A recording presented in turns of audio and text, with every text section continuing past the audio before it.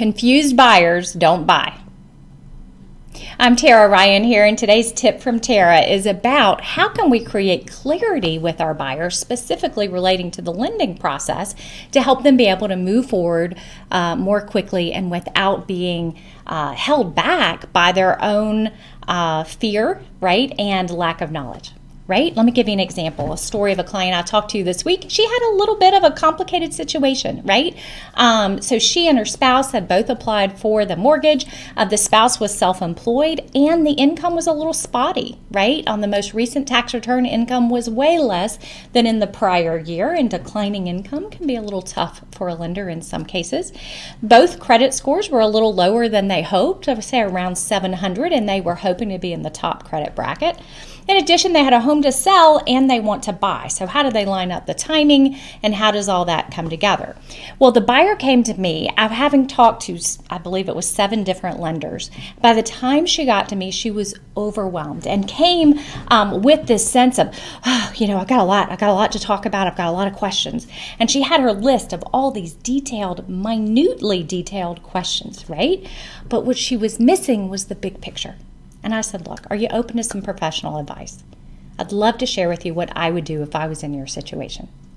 She said, absolutely, please. So we talked through it, and I said, well, first of all, you do need both of you on the loan unless we can pay off some debt. What are your thoughts on paying off some debt when you sell that home? Well, gosh, that's absolutely what I would love to do when I sell the home. I said, great, here's what I would do. Let's remove the spouse from the mortgage altogether.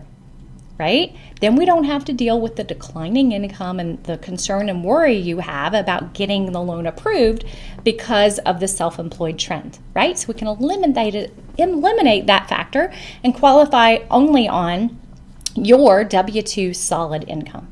Okay, that's step one. Secondly, by removing that other person, now our debt to income is a little tight. So let's indicate which of these debts we want to pay off as part of this process. Well, guess what? I would even suggest doing less than 20% down payment. Let's look at 15% or 10% down. Now we can pay off all the credit card debt. And you know what that did for her cash flow? Significant difference, right? We're saving her over $900 a month in credit card payments with this plan. So now she feels more comfortable going up a little bit higher on the purchase price, which is important to get her in the kind of home that she wants, right? So now we're less sensitive about interest rates and monthly payment on the mortgage because monthly cash flow is so much better than before.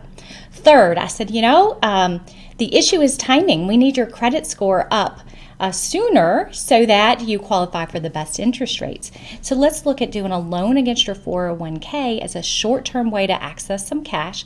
Use that to pay down on the credit cards now. Now we get the credit score bump. So now you're going to qualify for the absolute best interest rates.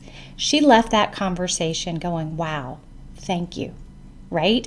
Instead of all the overwhelm and all the minute questions she was asking, now she had a clear, coherent plan of how to get from A to B to help her buy this home. And guess what?